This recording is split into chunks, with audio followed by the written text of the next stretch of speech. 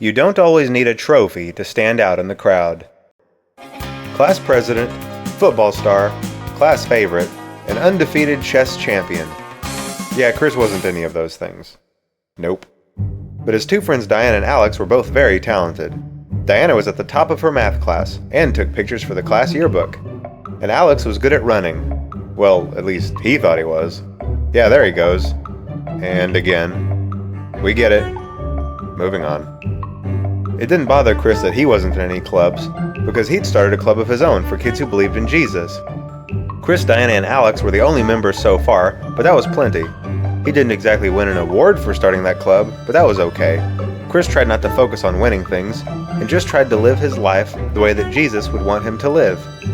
Alex still asked Chris from time to time why he hadn't won any awards.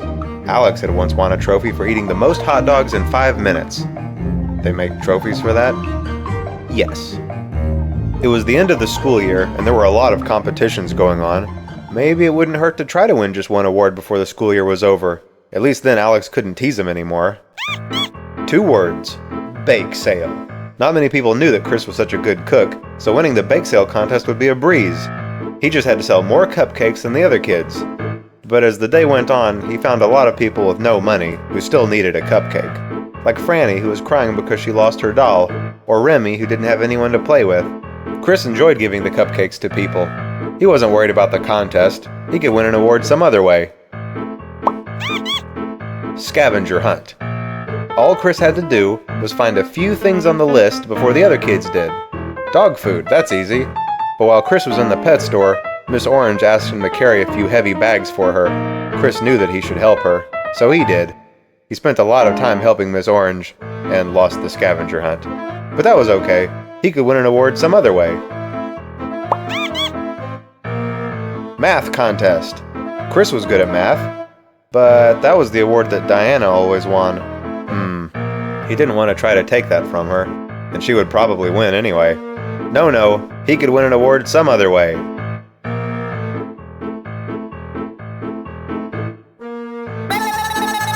School race. Chris was a great runner. He could do this. The race was on. He was in the lead and doing a fine job. It looked like Alex would be getting second place. He was running so hard his face was turning red.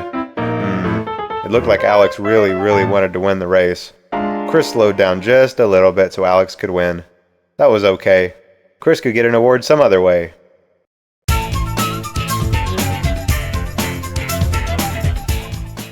But the last day of school came, and Chris hadn't won anything as usual. But as he looked around him, he realized that you don't always need a trophy to stand out in the crowd.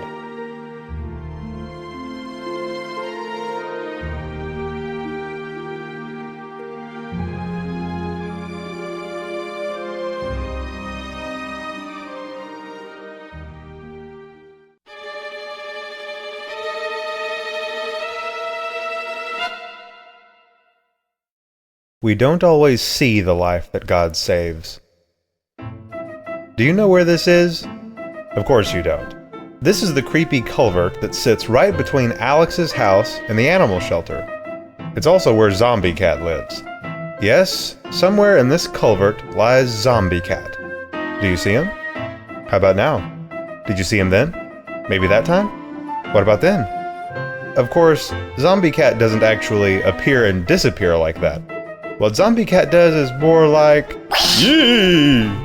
Yeah, that's what he does. Alex was scared of Zombie Cat. Alex was also scared of carrots. He hated carrots. Especially carrots that looked like Zombie Cat. But luckily that only happened in his dreams. Most of the time. So why was Alex walking through the creepy culvert? And why is he wearing a costume? Well, you see, every week, Alex got $4 for his allowance. And he liked to give 2 of those dollars to the animal shelter on the other side of the culvert. And for a mission like that, Alex had to become more than a kid. He had to become the Humane Kid, otherwise known as Spand Alex. Alex loved animals, except Zombie Cat. And feeding them was very important to him. And there was always one puppy in particular that Alex always cared for, a little white puppy named Cookie. Alex would buy puppy food for him, say hi to the kitties, and be on his way. And even though Alex was scared of Zombie Cat, he would always leave a can of kitty food on the ground for him. then run away like a speeding train. Did Zombie Cat ever eat the food? Alex never knew. He was usually too busy running and screaming to notice. So this made his weekly trip to the animal shelter a frightening event. But he did it anyway, because he felt it was something that God wanted him to do. So every week, Alex made the trip through the culvert to the animal shelter and back again. Each week he would run, feed his puppy, say hi to the kitties, leave food for Zombie Cat, then dash home. And he always felt like he was being chased, but he wasn't. Most of the time. Making this journey was Alex's special project. He was feeding animals that needed his help, and that made him happy. So, another week, another trip to the animal shelter. But one day, Alex noticed that his favorite puppy was missing. Miss Orange, who worked at the animal shelter, told him that his puppy had gotten sick and had died during the night. Alex was heartbroken, and he was confused too. He thought it was his job to save the puppy, and now the puppy was gone. It was a long and lonely walk home. Alex was very upset, but he still left some food for Zombie Cat on his way through the culvert. He put the small dish of cat food on the ground, then ran for his life. But this time, Alex stopped on the way home and cried. Why did his favorite puppy have to die? But we don't always see the life that God saves. You see, Zombie Cat was actually a mommy cat with 2 baby kitties. Alex hadn't saved 1 life, he'd saved 3.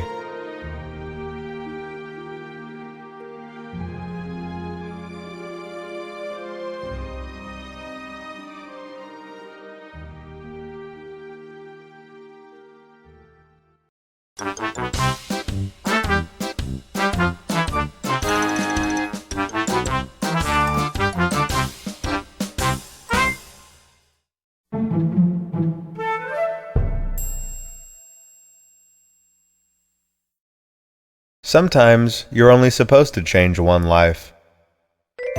Grumpy old man, meh. Grumpy kid, grumpy dog. Grumpy old man again, meh. The town was full of grumpy people. Most towns are. Diana, of course, was just the opposite. She was happy every day for the blessings that God had given her, and she wanted to share that happiness with others. Good morning, she would say, meh. Good morning, she would say, meh. Good morning, she would say. So sometimes, at the end of the day, Diana would feel pretty discouraged. She tried to share God's love with people, but never really felt like it was doing much good. Well, one morning, she said a simple prayer. She prayed that God would help her to make a difference in the life of just 1 person. And about that time, she had a wonderful idea for a project. Diana was very smart, you see. She was a computer expert, an art expert, a design expert, and a cookie expert. So she decided to use her talents to not just make a difference in the life of 1 person, but for every person in town. Her idea was to design cards for people, starting with Mr. Buckle, to let them know that Jesus loved them. She spent a whole hour on this card just for Mr. Buckle. Beautiful. She knocked. He answered. She delivered. He opened. He threw away. Maybe she didn't make the card right. Maybe she didn't say the right thing. She was determined to try again. Franny was curious about what Diana was up to. Franny was also an artist and enjoyed drawing animals and balloons and bugs, sometimes dinosaurs, spaceships, fruit, hot dogs. You get the idea. So considering her diverse skills, Diana invited her to help with the rest of the cards. And even though Franny had never worked on something like this before, she seemed very excited to help. Diana and Franny spent all day on the new cards, telling people that Jesus loved them. But, time after time, their cards were pushed aside, thrown away, dropped, and eaten. No wait, that didn't happen. So Diana and Franny tried even harder, even making a card for Gum, the neighborhood bully. God wants you to be nice, it said. That was Franny's idea. Gum liked it. No wait, he hated it. It seemed like no one wanted the cards they were making, but Diana kept doing the work that she thought God wanted her to do. She finally fell asleep at the table, feeling like she didn't make a difference for everyone like she'd hoped. And she was right, she didn't make a difference for everyone, but she did make a difference in the life of just 1 person, Because sometimes you're only supposed to change one life.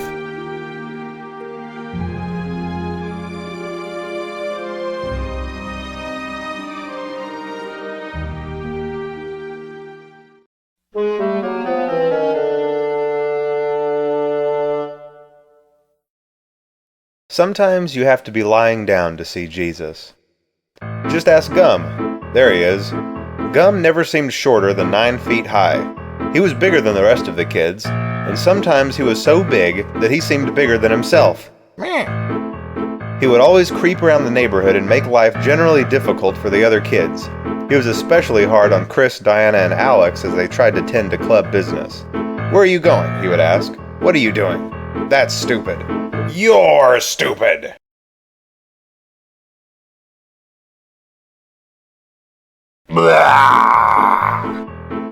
If Diana was delivering a card, Gum would deliver a surprise. If Alex was being sneaky, Gum would be sneakier. If Chris was visiting his granddad, Gum's foot would visit Chris. You get the idea.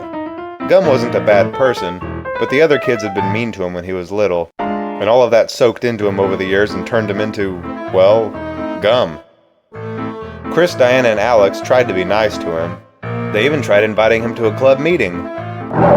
But they never could seem to get through to him. He was like a brick wall, rock solid, 15 feet high. Nothing could break through his barrier of infinite meanness. But they didn't give up on him. Part of being a Christian is being nice to those who are mean to you and loving those who hate you. Chris had to remind the others that they needed to love Gum even when he didn't deserve it, because Jesus loved them even when they didn't deserve it. So they took it, day after day after day after day. One of the problems was that Gum had never seen Jesus before. "Where?" he would say. "Up there? Over there? Inside here?" So the more that Chris, Diana, and Alex would believe, the angrier Gum would get. Chris even called a meeting about it, and they decided to bake him a pan of his favorite brownies. He accepted, then chased them home.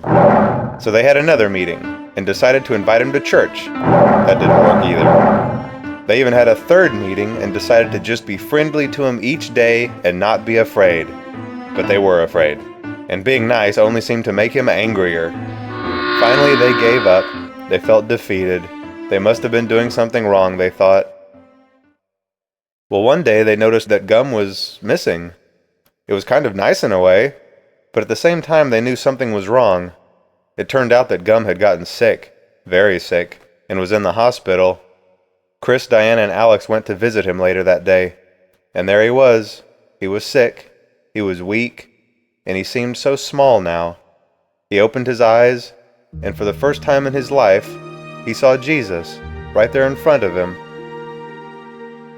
Because sometimes you have to be lying down to see Jesus.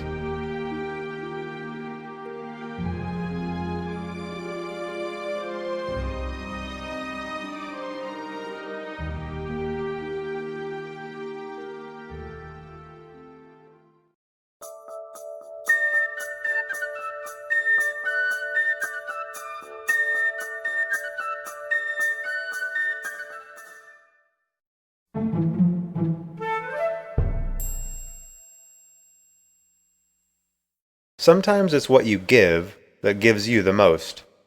Or maybe it's the lasers! Yes, stand back or face the fury of Metal Gunzerbot with his rapid fists of steel fury.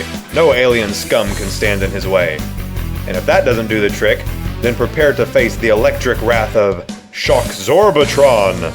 And if you're still coming back for more, then the cosmic blunt force of Gold Omni Wheels will teach you a lesson that you won't soon forget. But where is this universal struggle between good and evil taking place? Closer than you may think, right in Alex's bedroom. Alex loved his robots. He'd almost collected the whole set. He battled with them in the morning, played the official video game in the evening, and dreamed about them at night. It was sometimes a bit difficult to get Alex's attention because he always had his head in the clouds. Alex? Alex? Alex! Was he paying attention? No. Chris, meanwhile, had been planning a special club activity all week. That night there was going to be a big carnival in town, but there were some kids that weren't going to get to go. Remy and Franny weren't allowed to go to the carnival because their parents didn't have enough money, and they were too small for most of the rides anyway. So Chris and Diana decided to make their own carnival for them and have it right in their backyard. Chris was going to be in charge of setting up some games for the kids to play, and Diana was going to make prizes for them to win. And Alex was going to be in charge of... Alex? Alex? Was he finally paying attention? No. They asked their neighbor Joe to help with the carnival. Joe volunteered to cater the event with hot dogs and hamburgers. Excellent. They even asked their new friend Gum to help by providing some muscle power for the rides. Chris was busy setting up the games, like this fishing game, where Remy and Franny could cast a fishing line over a wall and catch a prize, and Diana was busy making prizes for it. She'd already made a whole set of sparkly, colorful crosses. Some of them even glowed in the dark. And Alex was busy working on... Alex? Maybe later. Chris was frustrated with Alex sometimes. Chris tried to teach him about God and about loving others, but Alex was sometimes too busy playing with his robots. He was always thinking about his toys and about collecting more toys, but Chris still included him in all of their club activities, even when Alex's brain was drifting in outer space. Evening finally came, and it was time for their carnival. Remy and Franny were very excited. Alex arrived on the scene with his wagon of robots to watch the event. He was more interested in playing than helping, but when he saw how much work Chris and Diana had done, he felt bad that he'd been so selfish. While Chris and Diana had been thinking about others, Alex had just been thinking about himself. But it seemed too late to help now. Joe was cooking up hamburgers for the kids, Gum was pulling Franny around in a cardboard box, and Remy was playing the fishing game. Remy's parents didn't have enough money to buy him any toys, so he was really enjoying catching prizes with his fishing line. Pretty soon Remy had already won 3 sparkly crosses, but he wanted to keep playing anyway. Diana soon realized that all she'd made were sparkly crosses, and she didn't have any new prizes for Remy to catch. They tried to tell Remy that he might have to go play something else for a while because there weren't any new prizes for him. But suddenly, Remy caught something. They were all amazed when up from behind the wall came a metal Gunzerbot. Remy was shocked. And after that, he caught a Shock Zorbatron. And after that, a Gold Omni Wheels. It was the happiest day of Remy's life. After the carnival was over, Chris and Diana weren't sure what to say. Alex was a little sad that he'd given away his robots, but felt very good that he'd made someone else so happy. The only problem was that Diana didn't know what to do with the rest of her sparkly, colorful crosses. That night, Alex slept better than he'd ever slept before. He'd always spent so much time trying to collect so much stuff, but that day he realized that sometimes it's what you give that gives you the most.